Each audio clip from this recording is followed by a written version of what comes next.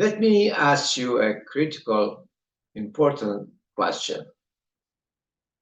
How much you think you use what you have? Your mind, your creative mind. How much you use it? How often you use it? Well, the answer by scientists, neuroscientists, is that average person only use 5% of his potential power of his mind, a mysterious power, which is human consciousness. Now, why do I ask this question?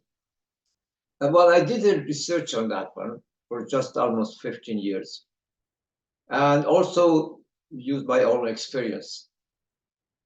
In my 88 years of age, I was involved in law practice or law teaching almost up to 60 years.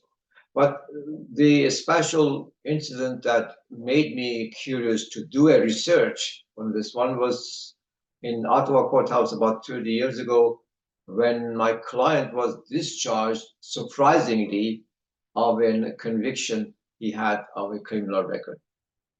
And he changed his mind 180 degrees after that incident. He actually used this incident as a wake-up call to become himself. And that's the incident what happens in other people's life as well. And that's the incident, that's wake-up call, makes people to think and start using that mind, as I said, becoming more conscious. They raise the level of their consciousness. And what is that consciousness? That we think and explore our own identity, as opposed to just use what we have collected here in our mindset, which is mostly based on our assumptions without examining them, or our instincts, which we have recorded in our brain from the wildlife, from evolution, or from just immediate response without thinking.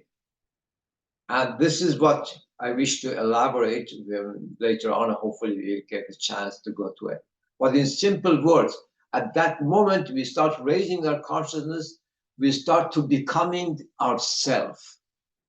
And this is happening to most of us because we, by nature, we are prone to go by instincts or by assuming things or by only sensual perception, just getting the message from our senses, passing to the brain and automatically respond. We are prone to it, so we can't blame ourselves. But by effort, which is thinking, we become ourselves and gain that mysterious power of consciousness that turns us into a creative individual. And you become a one-time blessing for the universe this way. And not only that, we shift from a first dimension of life, which is only living for living, to a second dimension, which is intellectual life. The intellectual life is amazing how much we will change the quality of our lifetime. Let me leave it for a better time. This is just an introduction. If you show interest in that one, we will definitely go to continue with your contribution. Thank you for watching this very short introduction of consciousness.